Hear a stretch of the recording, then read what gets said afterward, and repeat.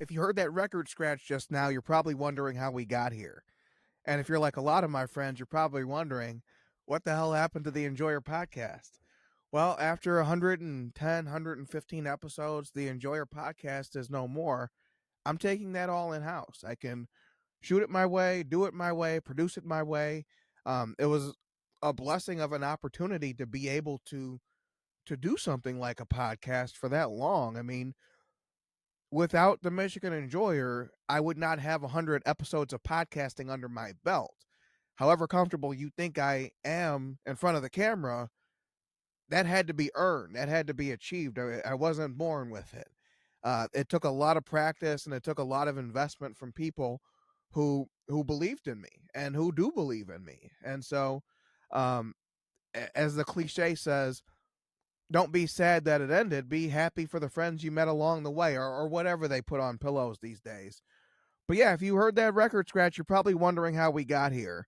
Um, Everywhere I go, people ask about what's next, and what I found in the month or so, 2 months just about since we ended that podcast, is I have so many interests, and I've been spending so much time bringing those into fruition. So I talk about the history of Michigan politics. I have a great Substack page to that effect. Every Sunday, I do a Bible story at Pop Culture Bible Stories. I'm on a mission to make Sunday school great again with Sunday School in 60 Seconds. I do my media criticism at Watching the Watchdogs on Substack. But what I've realized is that you need something central to bring everything and everyone together. Um, and that's going to be this. And so this is the launch. This is the inaugural episode of Something Else with James David Dixon. And so this is not Enjoyer Podcast 2.0. This is going to be a different thing, some different formats. You're going to see me have maybe a different type of guest. Everything won't have to be politics. And it also won't just have to be Michigan.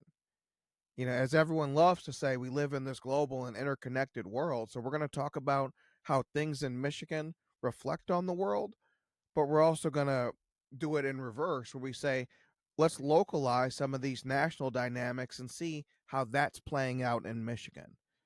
And there's no more of a national story we could start with than the murder, than the assassination last week of Charlie Kirk. This is a 31-year-old man. This is a 31-year-old man who committed the grave sin of thinking that all of God's children had something to say, all of their voices were viable and valuable, and that the best way we could figure out who's right and who makes the most sense in this moment is to talk about it.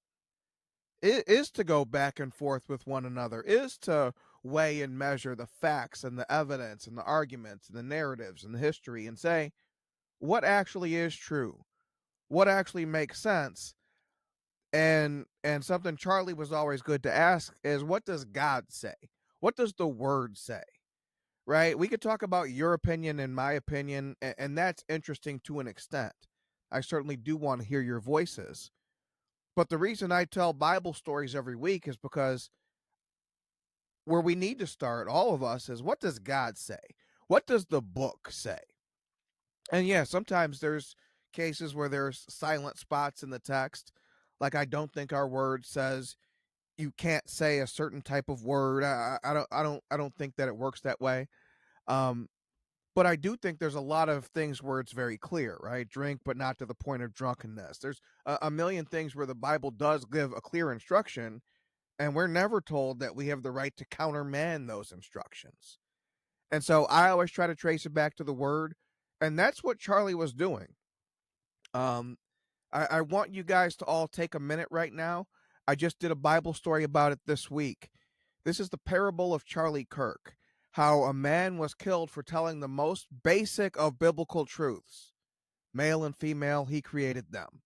Take a look. If you are in the world, what happened to Charlie Kirk this week is the worst thing that could possibly happen. He was shot and he died at age 31. Game over. But if you're in Jesus, what happened to Charlie Kirk is what has happened to truth tellers and believers since antiquity. In Acts 5, the apostles leave the Sanhedrin, the same body that had prosecuted Jesus. They rejoiced that they'd been counted worthy of persecution. There is no higher praise the devil can give, and no clearer sign that someone is speaking God's truth. Right now, you should be asking what more you can do to take the devil's fire. Start by preaching God's word. Hebrews 11:37 tells what has happened to the men throughout time who preach the word to powers and principalities and evil spirits who just don't want to hear it. They were put to death by stoning. They were sawed in two. They were killed by the sword. They went about in sheepskins and goatskins, destitute, persecuted, and mistreated. Charlie Kirk's killer was dating a man who thinks he's a woman. At the end of the day, it was the most basic of Bible truths that got Charlie Kirk killed. Male and female, he created them. We've seen Donald Trump get shot in the head for talking politics. We've seen Charlie Kirk be shot and killed for telling the biblical truth. That should make you more likely to do it, not less. That should make you more likely to step into the breach, not less. That should make you more likely to use your voice and to do something I've been harping on ever since I grabbed this microphone. Stand up, speak out, talk back. See, when you remain silent, you're essentially assuming that the world in its default settings is right. And so I have nothing to offer. The world just is what it is, right? Well, we don't accept that. We accept that the world is a broken place and that it's our job to help fix it. Right? People talk about, I saw a friend of mine, the drunk Republican on X, say, well, I think people are fundamentally good, but I would challenge that. And the Bible would challenge that. I mean, when you read that book, the third person in the Bible killed the fourth person. Cain killed Abel, who was also his brother. And so when we talk about brotherly love, people always make fun of Philadelphia because it calls itself the city of brotherly love. But when we talk about that, that's actually an achievement. What you see with Russia fighting Ukraine, Israel fighting Palestine, Isaac fighting Ishmael, that's the default. That's what you would expect. That's the normal human condition. We're more like Cain and Abel than we are the Steiner brothers who get along and can't spend enough time with each other. We're more like Cain and Abel in our heart. And so brotherly love is an achievement.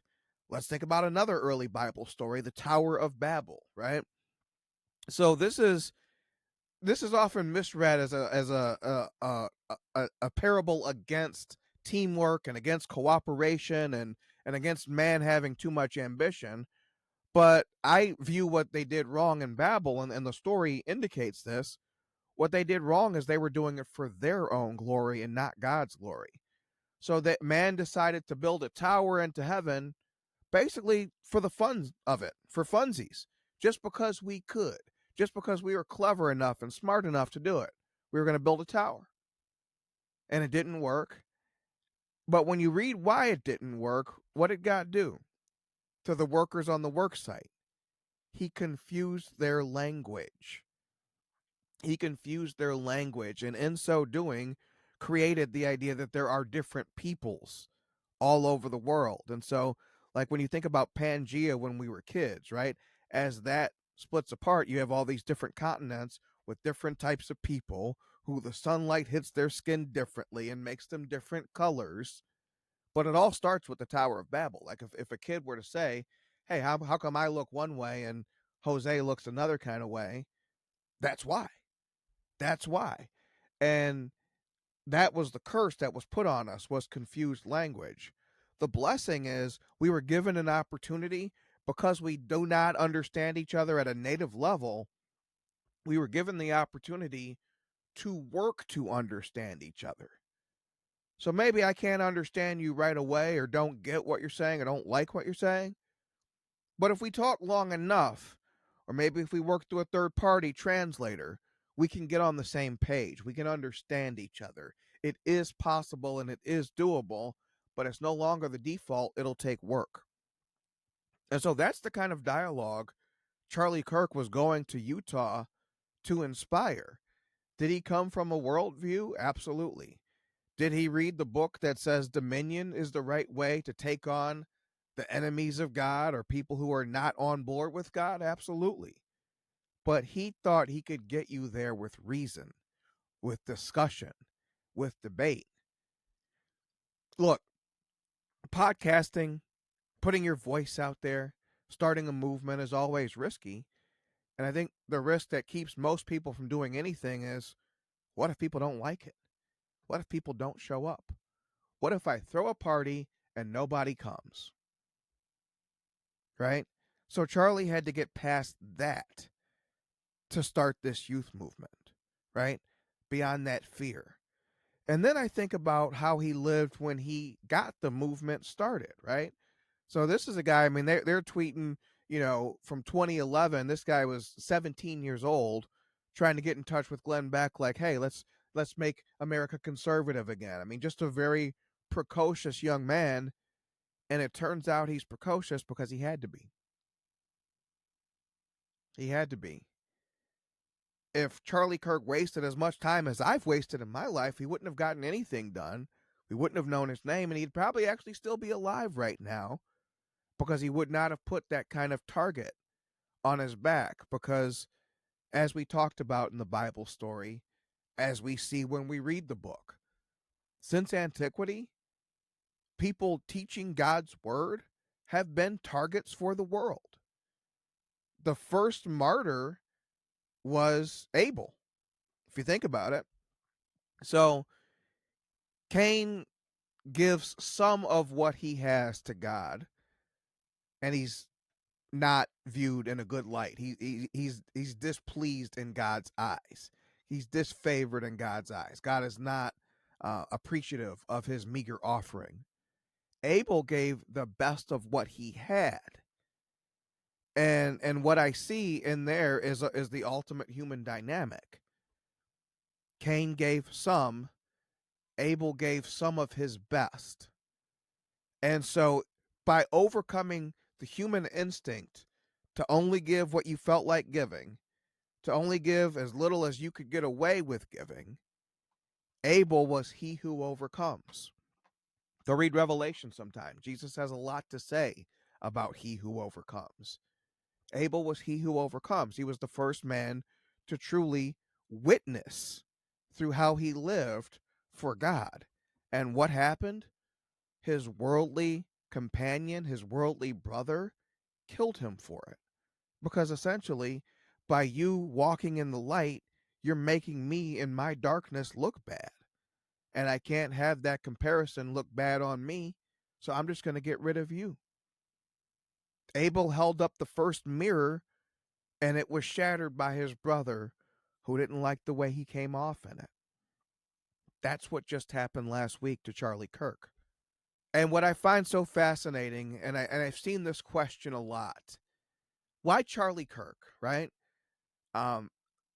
There's influencers that you could say I follow more closely than Charlie. Huge fan of Jason Whitlock, huge fan of a Matt Walsh, right? These are guys who wake up and seek out the smoke every single day.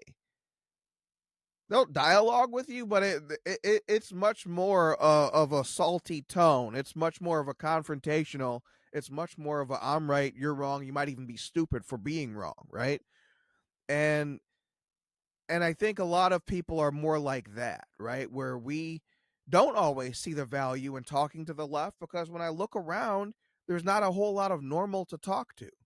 I see people who accept and justify and excuse the inexcusable, who defend the indefensible, and don't care how things come off.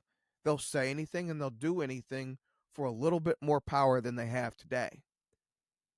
See, what drives leftism, and why I don't always feel the need to talk to these people, what drives leftism is this Machiavellian idea that the ends justify the means. That my cause is so just that it doesn't matter what I actually do. It doesn't matter what I say. It doesn't matter how I treat people. It just matters that I get my thing. This was the idea driving the 2020 riots after George Floyd. And by the way, you idiots, all you got out of burning down all those damn cities was Juneteenth as a holiday, and half the companies don't even treat it as a holiday. But just enough Republicans, even including in Michigan, Republicans ran Michigan, and they still turned Juneteenth into a holiday. Do you see how insane that is? And so these violent movements that result in action, that result in appeasement, that all comes from one place. But yeah, the question I continue to see time and time and time again is, why Charlie Kirk, right? You would think it would be someone who's more on the aggressive side of the line. Why the guy who insisted on dialogue? Why the one guy at such a divided time? Why would you shoot the one guy who was trying to bring conversation and understanding? That's not why they wouldn't shoot Charlie Kirk. That's why they did shoot Charlie Kirk.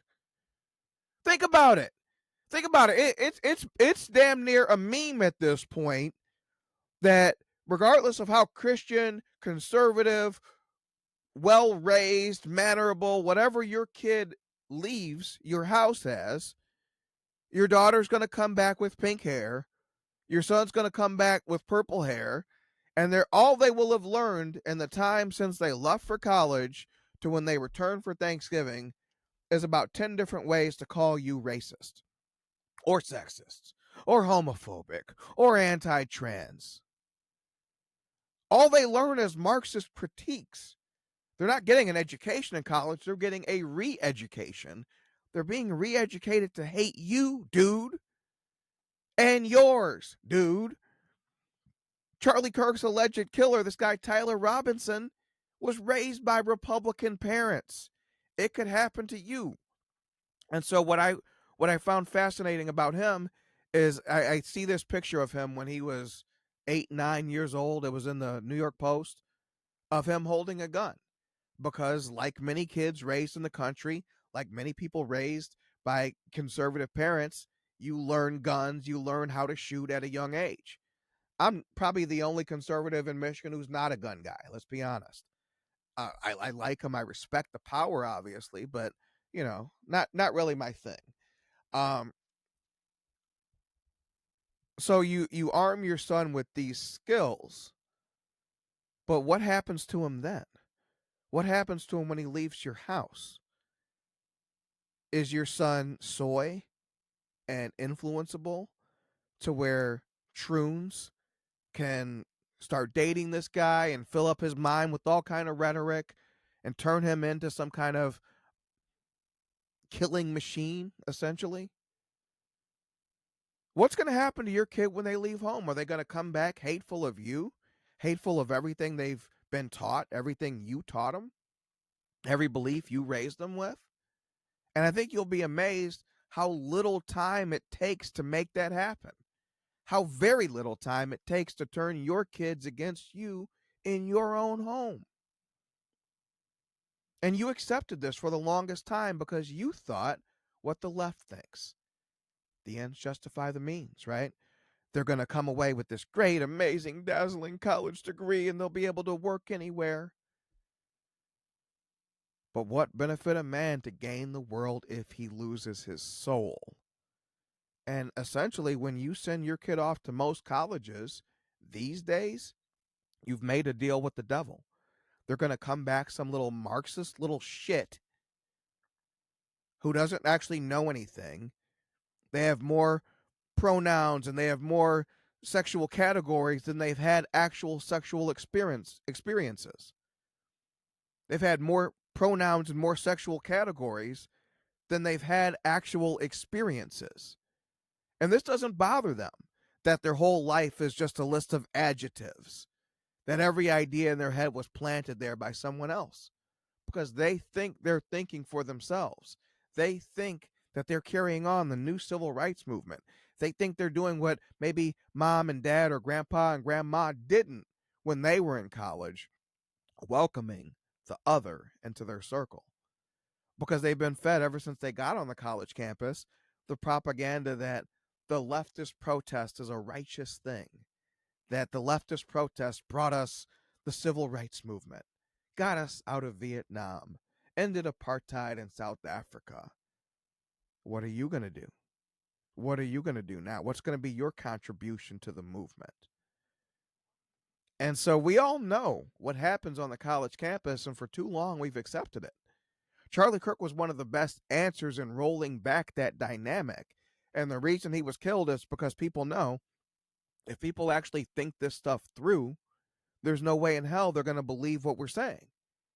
If people actually think this stuff through, there's no way in hell our movement survives, because the whole thing is based on brainwashing you, polarizing you, isolating you from anyone of a different belief system so you never hear the other side.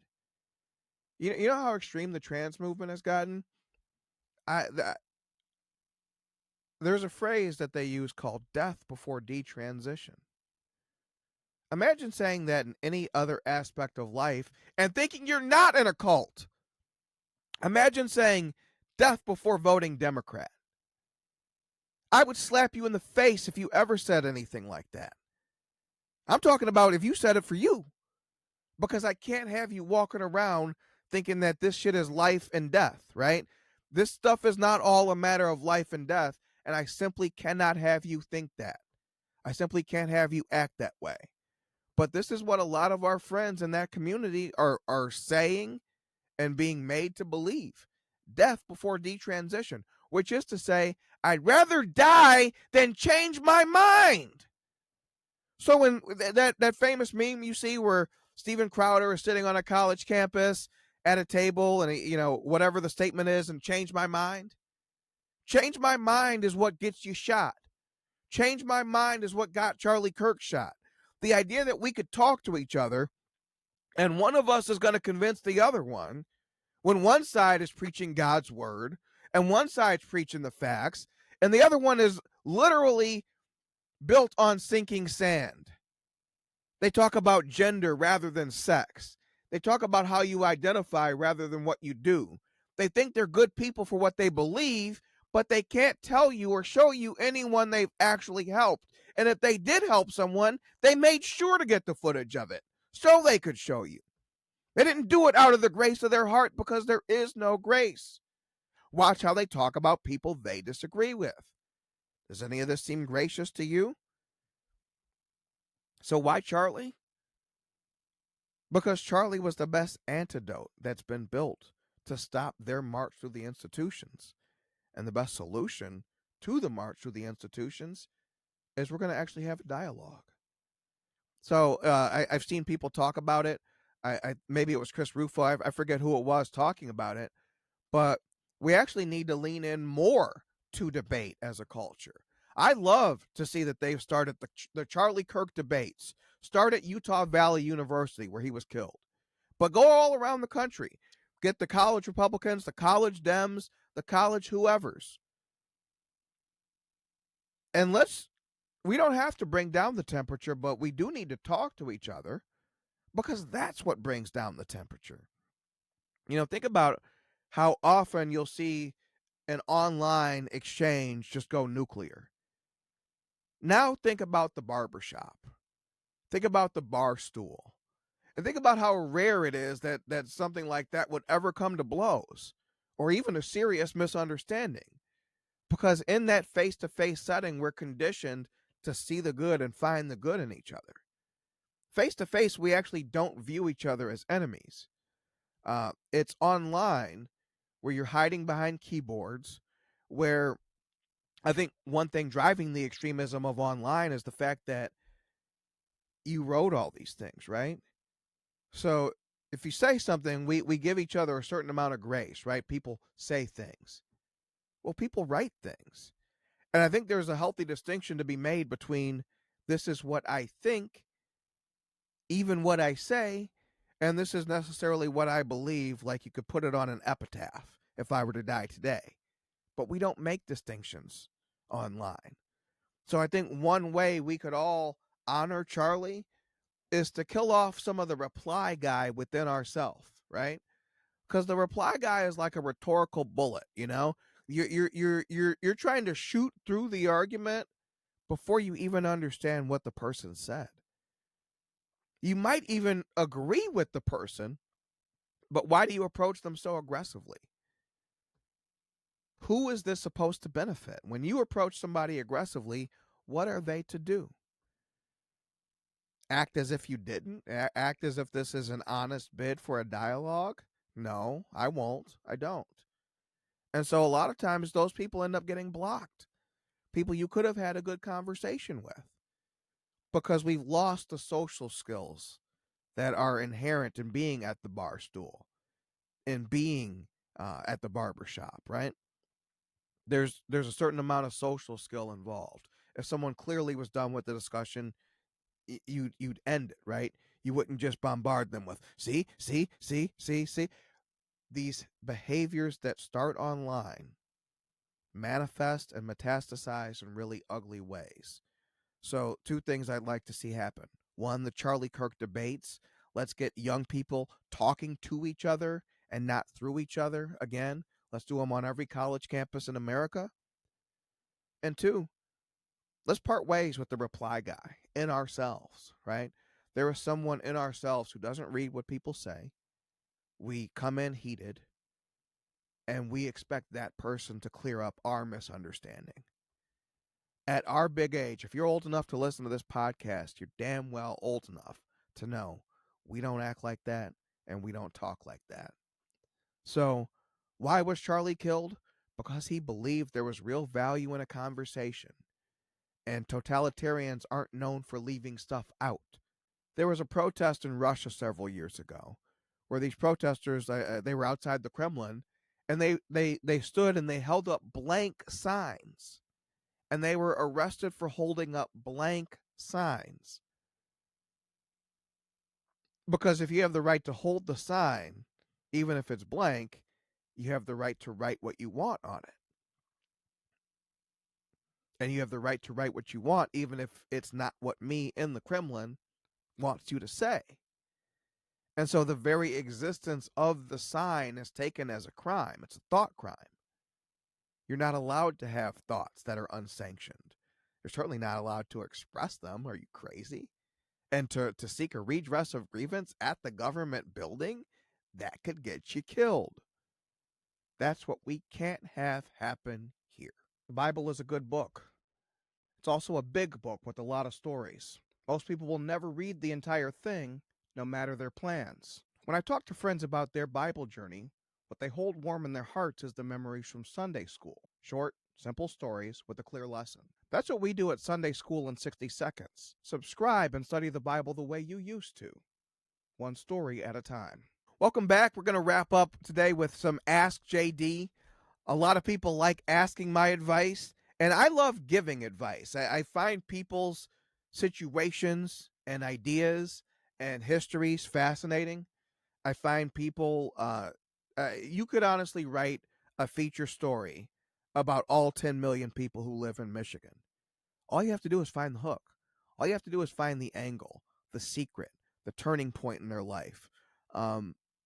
Everyone has something in there that if you develop a curiosity about them, you will find fascinating and you'll want to explore. Here's the question I've seen more than anything in the last week, right? And it's the same question.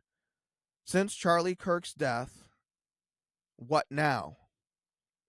And now what? Like, what do you do, right? What do you do after this great tragedy happens? I have a third question, which is, Adam, where are you? You ever wonder why Moms for Liberty got so big so quick?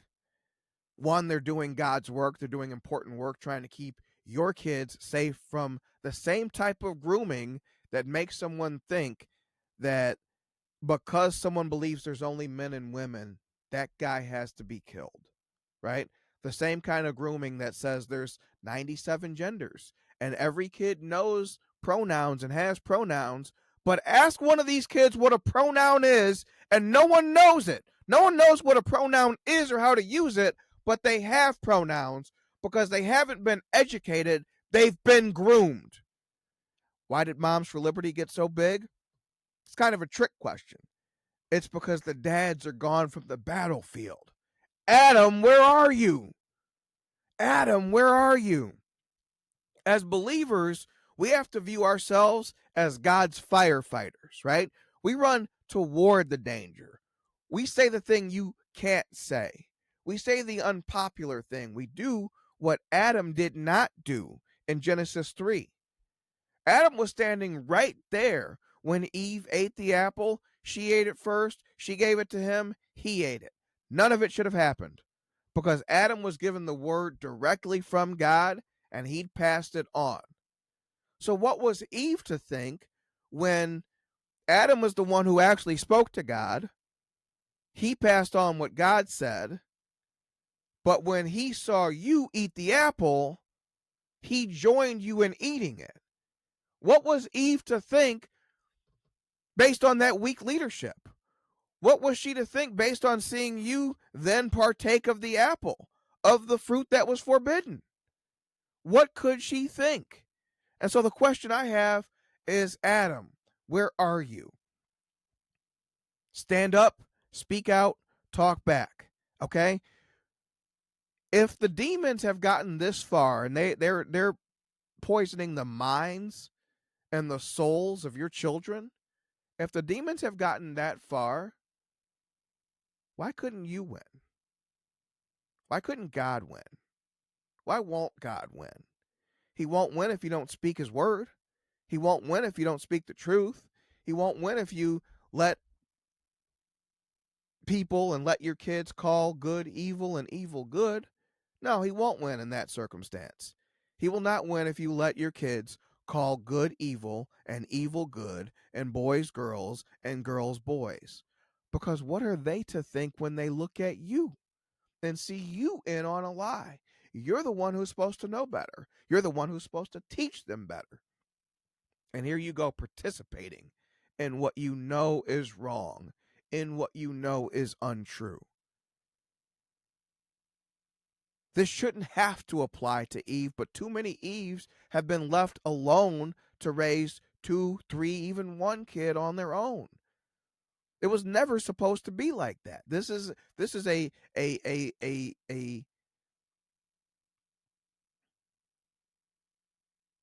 this is a subversion of the natural order. It was never supposed to be Eve and the kids alone, uncovered by a man, not even bothering to consult God on the big decisions. No, that's not the design of things. So I'd say start with your family, speak that truth.